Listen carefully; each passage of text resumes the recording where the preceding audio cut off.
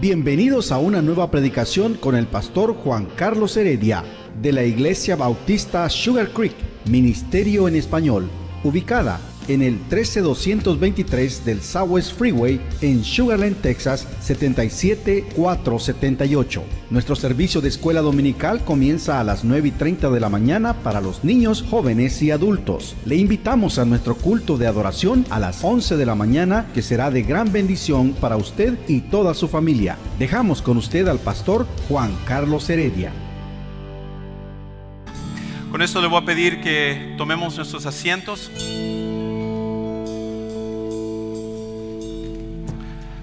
Y le damos gracias a Dios por este tiempo tan hermoso de alabanza y de adoración.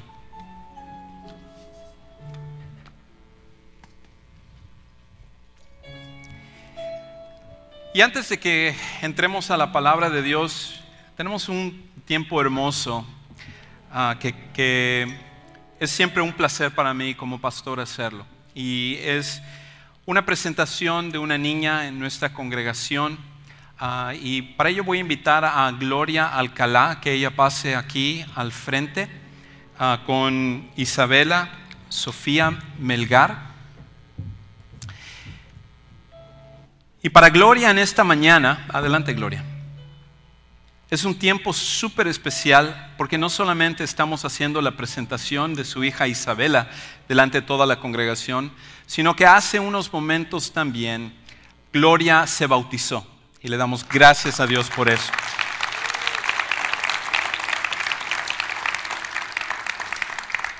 Y también, por cierto, Gloria no fue la única que se bautizó. Nosotros tuvimos también a Ociel y Chelsea. Creo que ellos ahorita están en el servicio en inglés. Pero a lo mejor su mamá Diana está aquí. Ahí está nuestra hermana Diana. Celebramos con Diana el hecho de que 2 de sus hijos se bautizaron en este día. Algo hermoso. Y también en esta mañana se bautizó Ladies Cantor Mandado. Y Ladies creo que está por aquí junto con Johnny. Está ella allá atrás levantando su manita. Le damos gracias a Dios de que Ladies también se bautizó. 4 personas que fueron fieles en seguir lo que el Señor Jesucristo pide de todos aquellos que queremos ser discípulos de Él. Y ahora tenemos a Isabel aquí, que el próximo mes cumple 1 año. Y le damos gracias a Dios porque, Gloria, dentro de esto que tú has venido a los pies de Jesucristo y tú te has comprometido a seguir al Señor, ha habido muchos obstáculos, mucha oposición. Pero tú me has comentado cómo tú quieres seguir adelante en las cosas de Dios. Y es por eso que tomaste la decisión de bautizarte en este día y también de poner en las manos de Dios tu hija Isabela. Y nosotros queremos orar por ti y orar por tu hija en esta mañana. Así que vamos a inclinar nuestros rostros y vamos a orar. Señor, te damos muchísimas gracias por Isabela. Gracias por esta preciosa niña que tú creaste, que tú diseñaste, que tú hiciste para un propósito. Y Señor, nosotros queremos que ese propósito se cumpla, comenzando primeramente con la salvación en Jesucristo. Que cuando ella pueda llegar ese momento en el que entienda la diferencia entre el bien y el mal, y entienda también el hecho de que necesita de poner su fe en tu Hijo como su Salvador personal. Padre, que ella pueda tomar esa decisión y que tú puedas traer un nuevo nacimiento dentro de su vida. Ponemos cada uno de sus pasos en tus manos, pidiéndote que cuando ella sea una niña, cuando ella sea una adolescente, cuando sea una jovencita, cuando llegue el momento en el cual a lo mejor llegue ese hombre que tú has preparado para ella, para ser su esposo, cuando vengan los hijos y todas las etapas de su vida, que en cada una de ellas ella pueda vivir y glorificarte a ti. Gracias, Señor, porque hasta que lleguen todas esas temporadas, pedimos para que tú le des mucha sabiduría a su mamá Gloria. Señor, pedimos fortaleza para ella y nos unimos con ella porque sabemos que el llamado de nuestro Señor Jesucristo es que cuando le seguimos a Él no es un camino fácil, pero lo que tú has prometido es que estarás con nosotros en ese camino. Y sin duda alguna que tú estás con Gloria y vas a estar con ella. Dale sabiduría para criar a Isabela. Dale sabiduría y fuerza también para ser un testimonio para su hija y ver lo que es seguirte a ti con todo su corazón. Gracias por ellos Y todo esto oramos y lo pedimos en el nombre de Cristo Jesús. Amén. Amén. Gracias.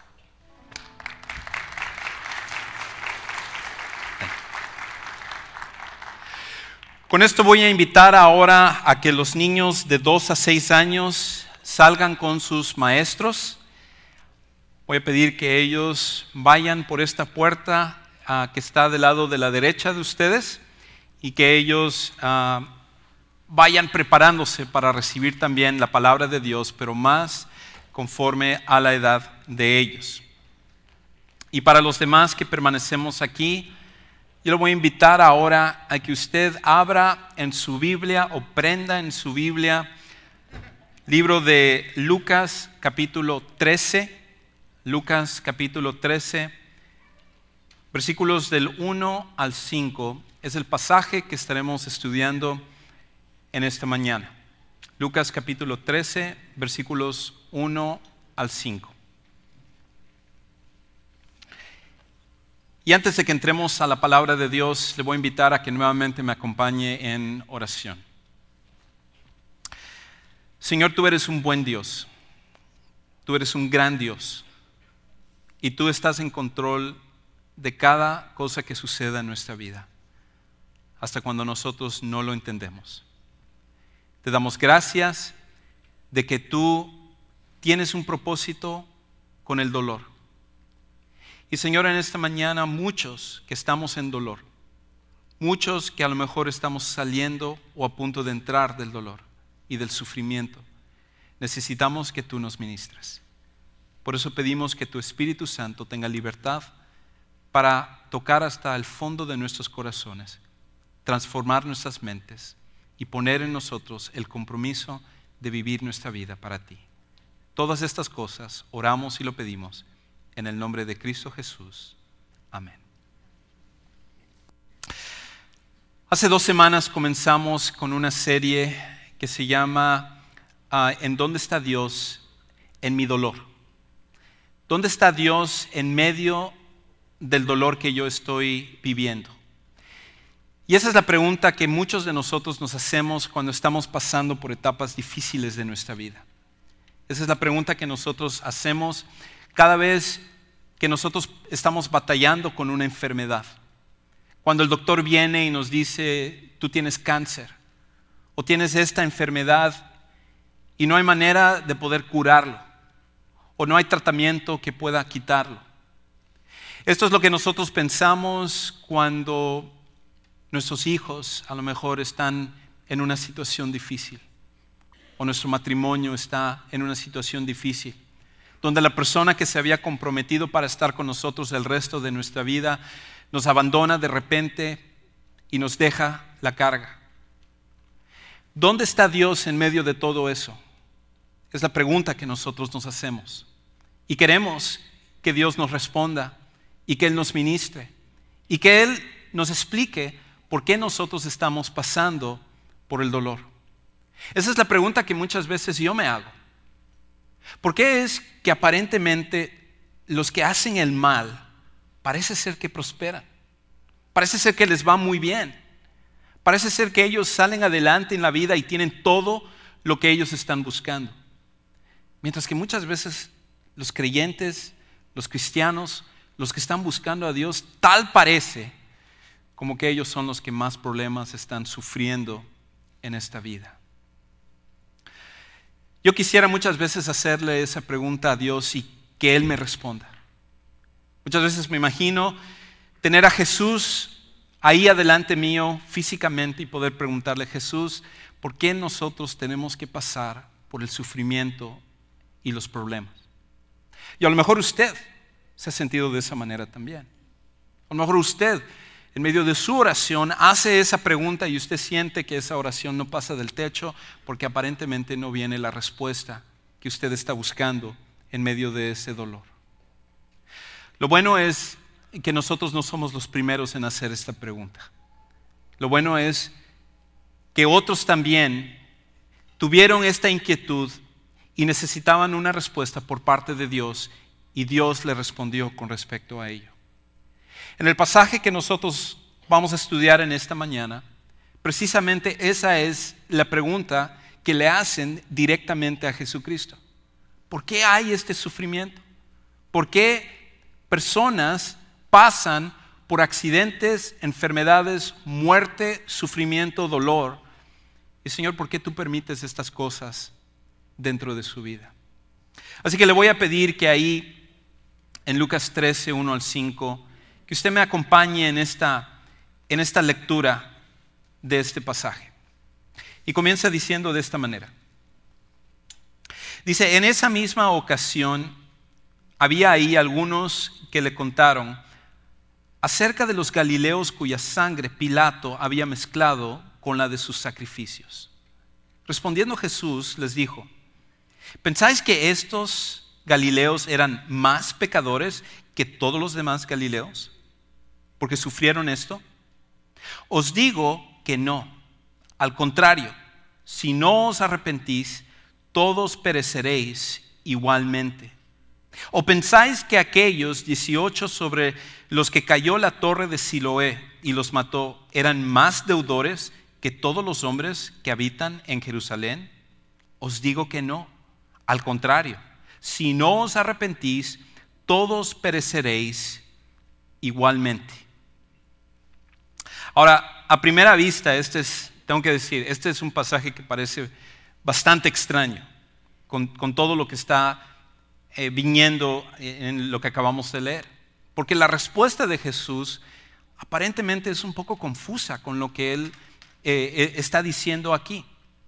Y lo que acabamos de leer es de que pasó lo siguiente. Resulta que Jesús está en medio de una plática con varios de los judíos. Él está hablando con ellos, les está mostrando acerca de lo que significa seguirle a Él. Y Él estaba ahí en Jerusalén. Era el tiempo de la Pascua, el tiempo más solemne de todo el año. Era el tiempo en el cual miles de judíos se reunían en la ciudad de Jerusalén para poder ofrecer sacrificios y para ir al templo para que el sumo sacerdote pudiera también ofrecer un sacrificio. Y este era un tiempo en el cual uno se centraba sobre las cosas de Dios. Y cuando esto está sucediendo, aparentemente en ese momento, Poncio Pilatos, que era el gobernador de la región, que era un hombre despiadado, había agarrado a un grupo de galileos, personas que habían venido de una región que se llamaba Galilea, y estos hombres habían venido a sacrificar también en el templo. Y cuando ellos estaban sacrificando en el templo, por una otra razón que desconocemos, Poncio Pilatos había mandado a matar a todos esos que estaban sacrificando en el templo. De manera que cuando ellos estaban ofreciendo esos animales y habían matado los animales, estaba corriendo la sangre de los animales en el sacrificio hacia Dios, llegan los soldados romanos de Poncio Pilatos y ellos empiezan a matar a la gente ahí, de manera que su propia sangre se mezcla con la sangre de los animales. O sea, imagínense lo horrible que sería que eso sucediera. Esta gente está tratando de enfocarse en Dios, esta gente está tratando de seguir lo que Dios está diciendo, y en ese justo momento es cuando ellos mueren, es cuando ellos son matados.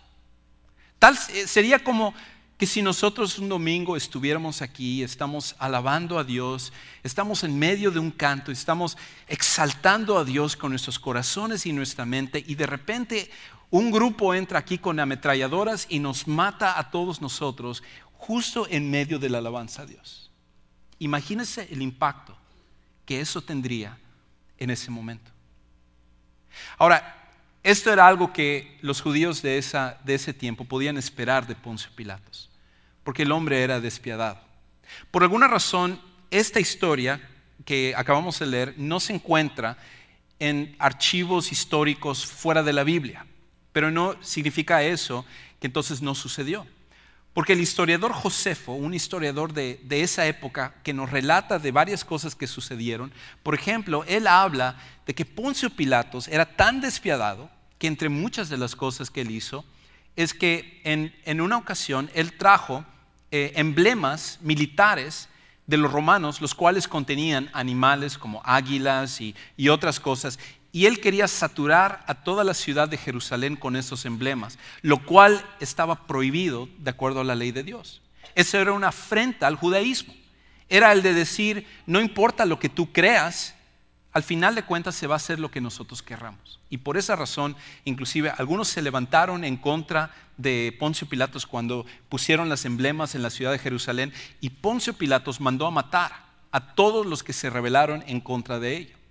En otra ocasión, se habla de que Poncio Pilatos, Josefo nos cuenta, de que él tomó dinero del templo, dinero que la gente estaba dando para el sostenimiento de los sacerdotes y de las funciones del templo, y tomó de esa tesorería y él agarró ese dinero para construir un acueducto para la ciudad de Jerusalén, lo cual también molestó mucho a la gente de esa época.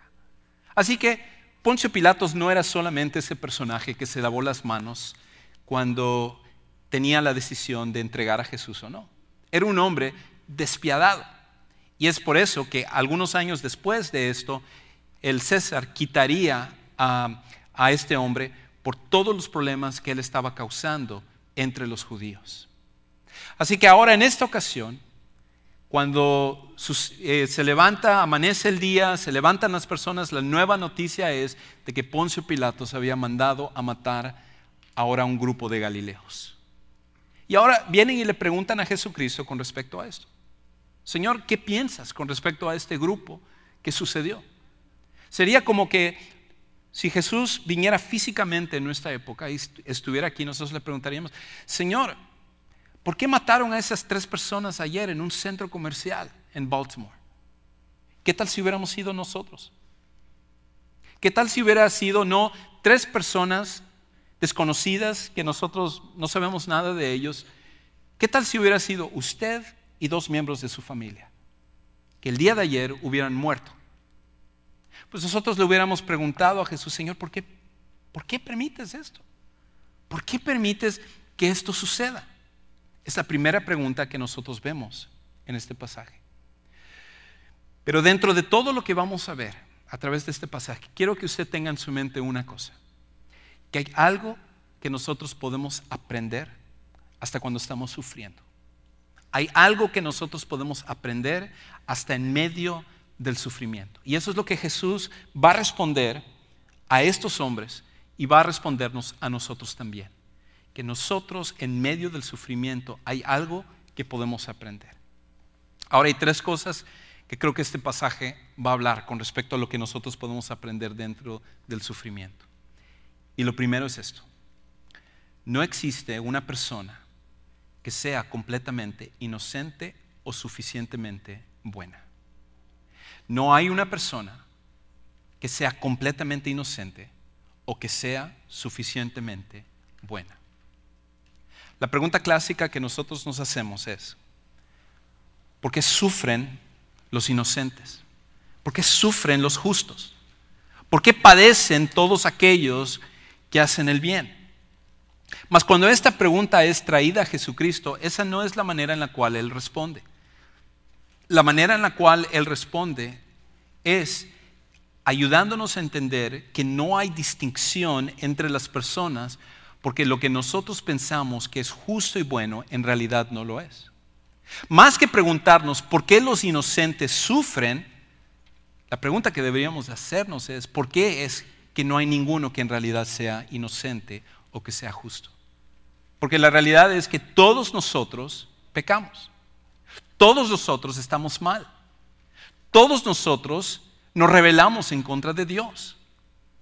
Y usted podría decir, bueno, ¿qué tal los bebés? ¿Qué tal los niños pequeños? Ellos son inocentes. Sí, ellos son inocentes por un poco de tiempo. Pero solamente basta que pase un poco de tiempo para que ellos se unan en actos pecaminosos tal como usted y yo lo hacemos.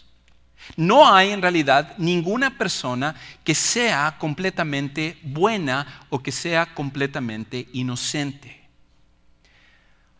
Por eso cuando Dios creó todo, cuando Dios hizo todo, Él lo hizo bueno. Y en el primer capítulo de la Biblia, en el primer libro de la Biblia, en Génesis, nos habla de que 6 veces después de que Dios creaba las cosas, la frase última con la cual Él termina ese momento de creación es que dice, y Dios vio que era bueno. Cada cosa que Él hacía, Él lo hizo bueno, lo hizo perfecto. Y la última vez que aparece el término al final del capítulo 1 de Génesis, no solamente nos dice que era bueno, sino que Él lo califica viendo todo lo que Él había hecho. Él dice que todo era muy bueno. Todo lo que Dios hizo era bueno. La pregunta es entonces, si todo lo que Él hizo era bueno, ¿por qué nos encontramos en las condiciones actuales del día de hoy? ¿Por qué guerras? ¿Por qué muerte? ¿Por qué enfermedades? ¿Por qué niños son violados? ¿Por qué vienen enfermedades como el cáncer o SIDA o cualquier otra enfermedad que es mortal? ¿Por qué suceden todo este tipo de cosas? Y la razón es porque cuando la humanidad decidimos nosotros pecar, transformó el mundo del estado bueno en el que Dios lo hizo al estado actual en el cual nosotros nos encontramos.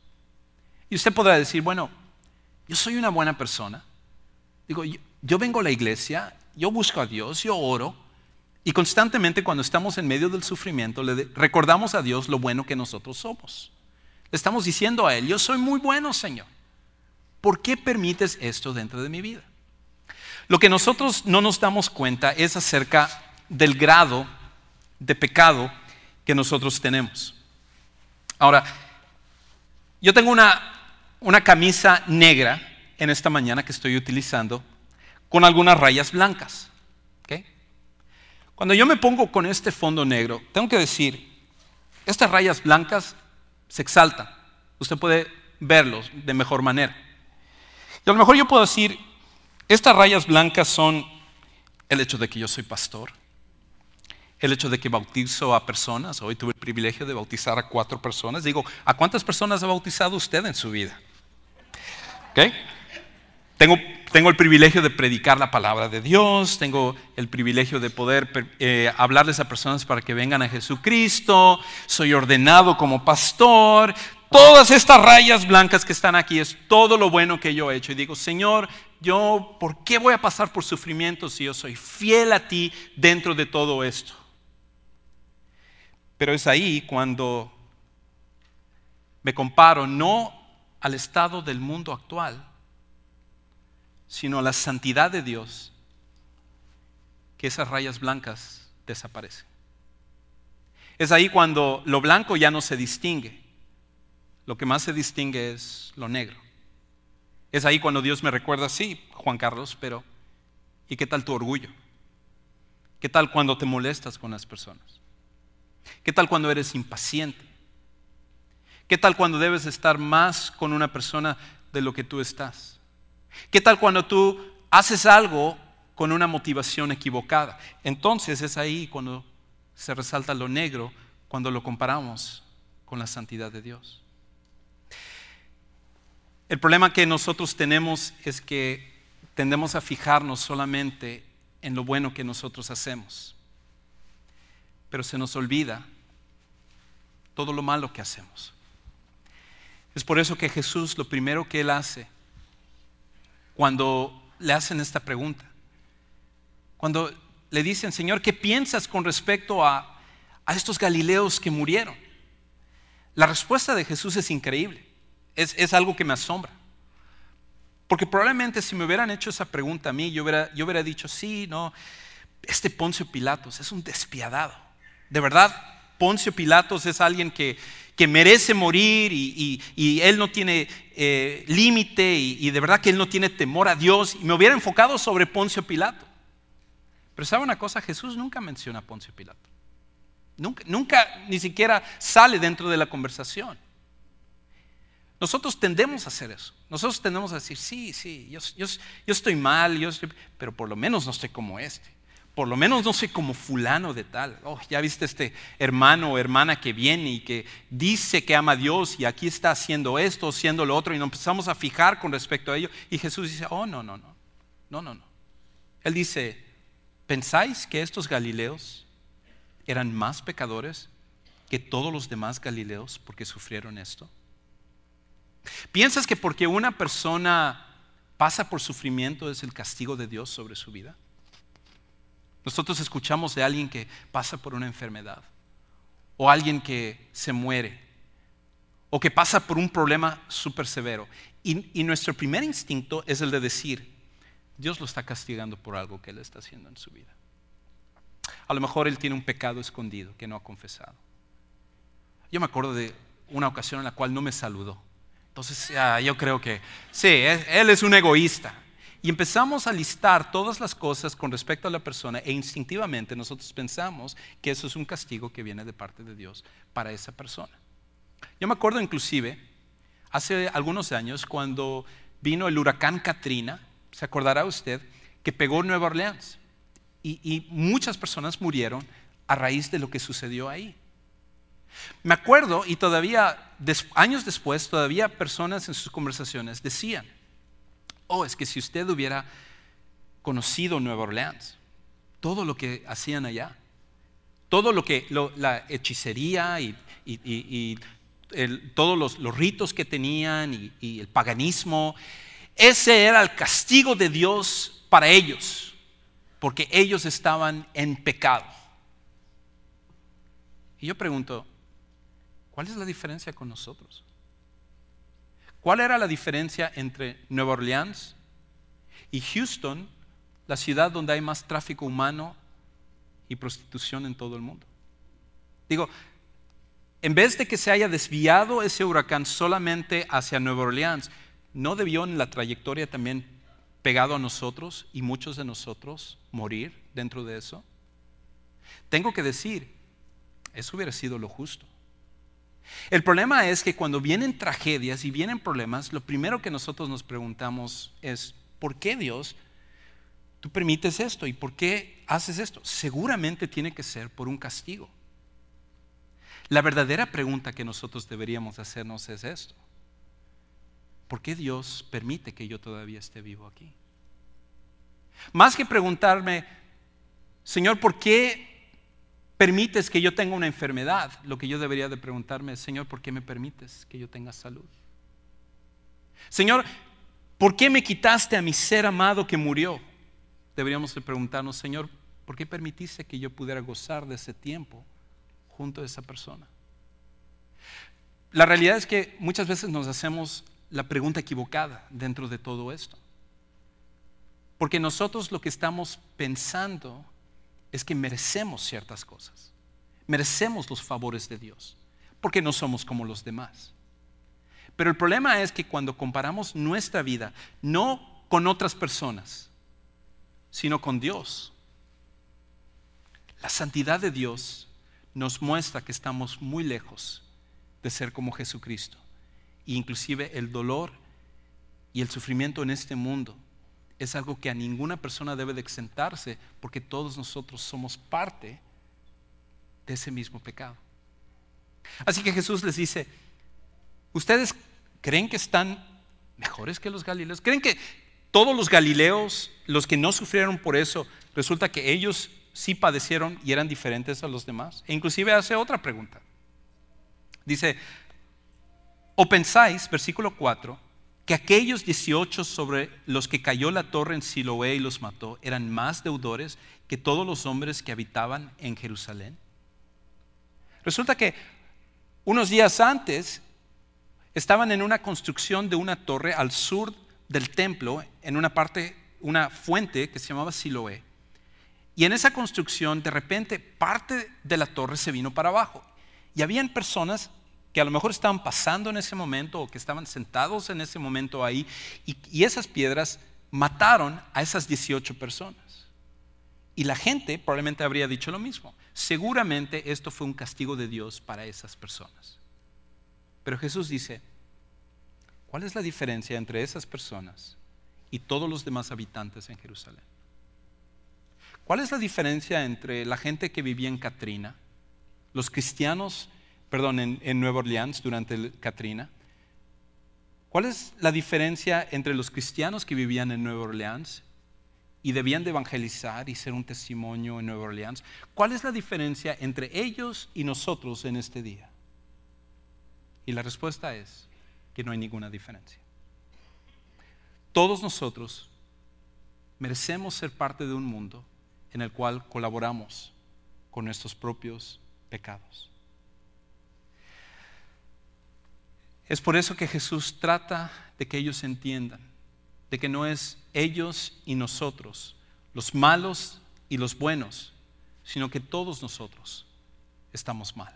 Y es por eso que necesitamos de un Salvador. Lo primero que nosotros podemos aprender del sufrimiento es que nuevamente no existe una sola persona que sea completamente inocente o suficientemente bueno.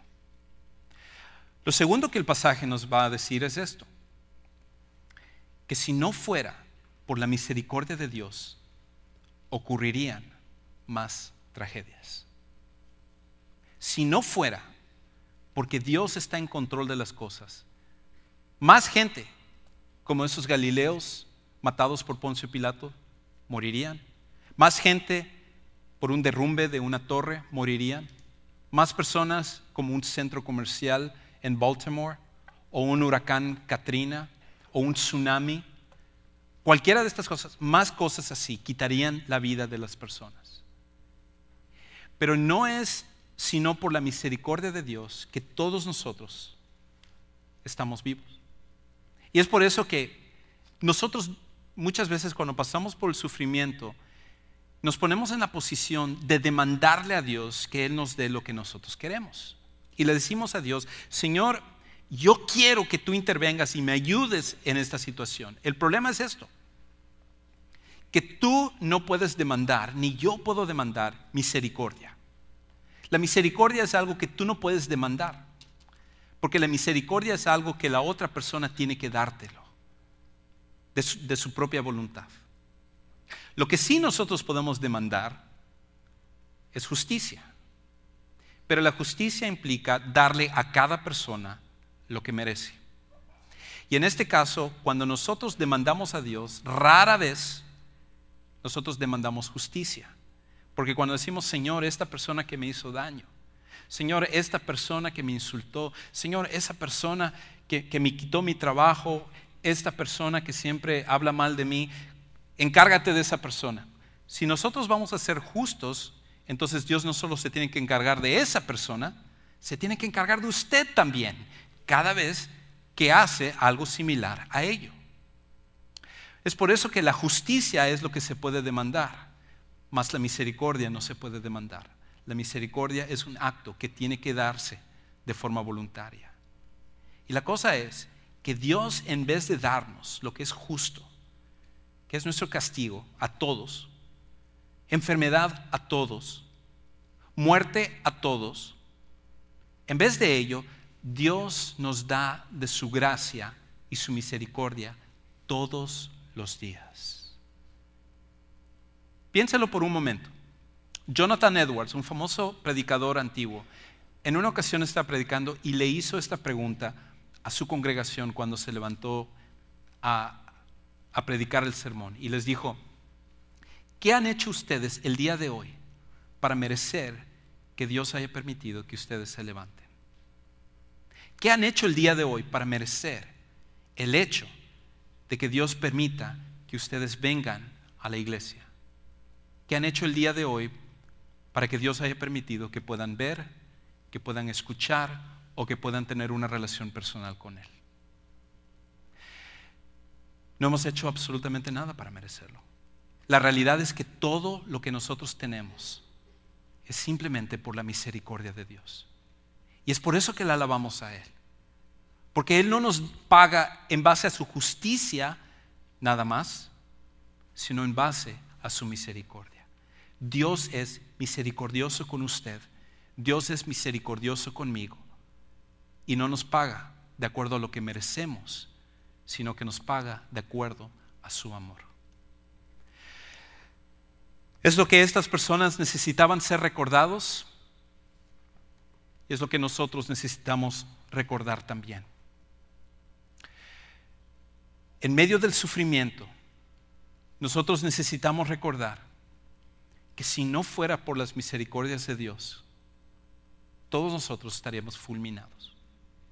Todos nosotros estaríamos padeciendo en todo momento por sufrimiento hasta nuestra muerte.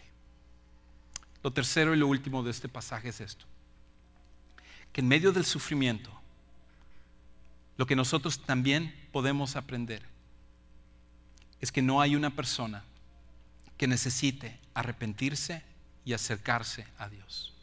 No hay una sola persona que no necesite de arrepentirse y acercarse a Dios. Es por eso que Jesús, cuando hace estas dos preguntas, termina diciéndoles esto: os digo que no. Al contrario, si no os arrepentís, todos pereceréis igualmente.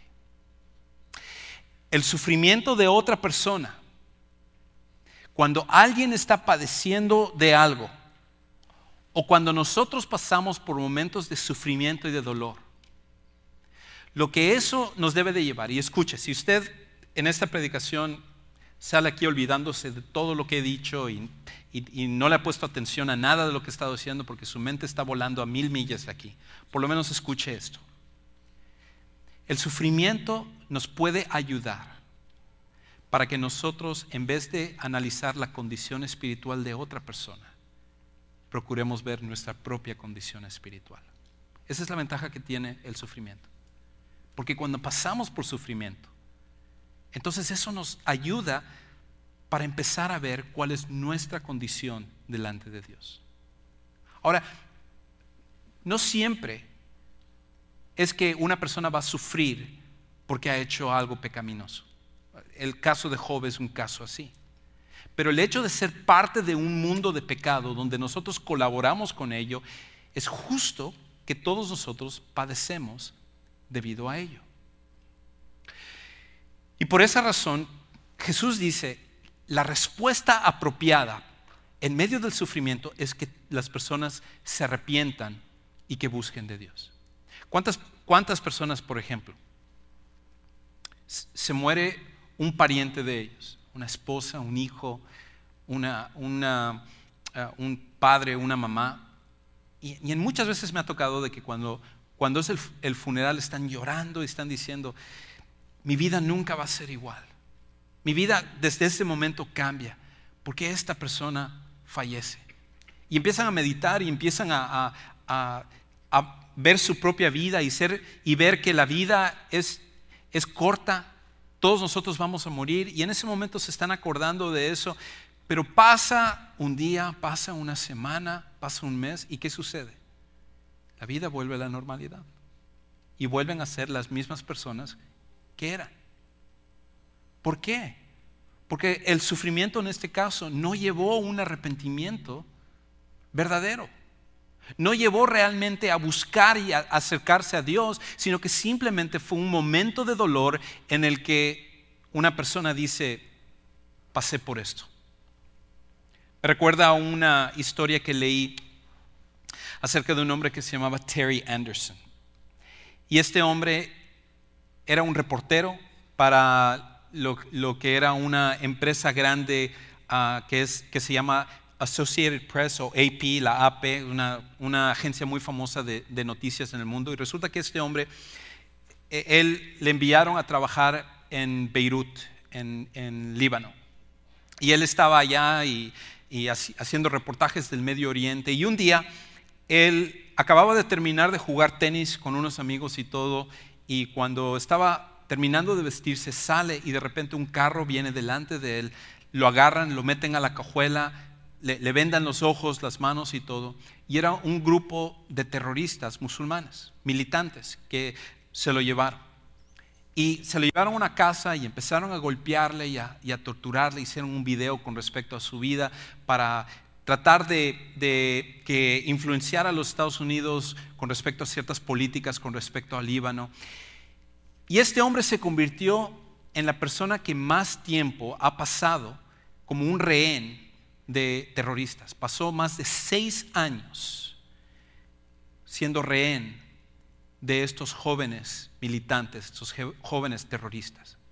Y dice que cuando a él lo agarraron, él La posición de él era ser agnóstico. En otras palabras, era una persona que no había tomado una decisión firme con respecto a si realmente Dios existía o Dios no existía. Y lo único que él tenía era una Biblia.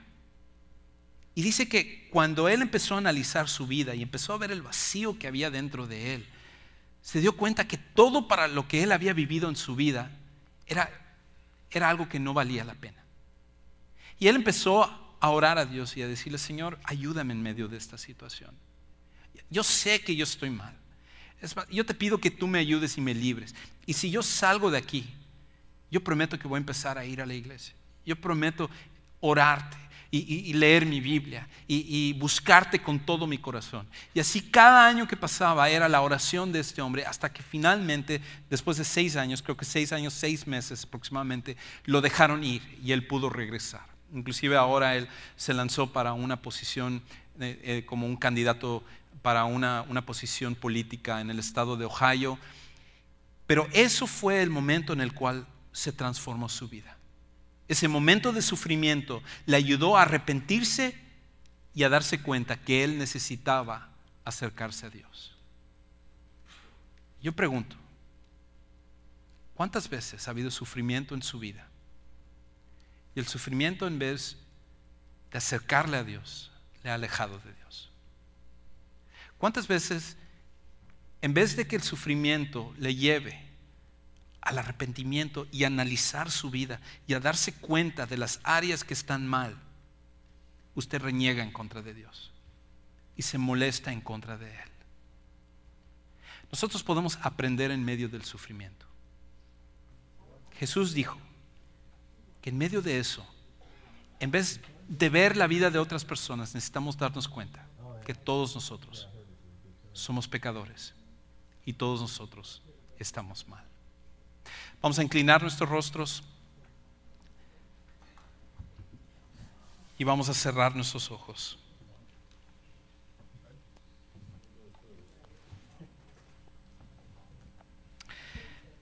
Al concluir con este tema del sufrimiento y lo que podemos aprender en el sufrimiento, aprendiendo del sufrimiento, hay 2 cosas que yo quiero que usted medite.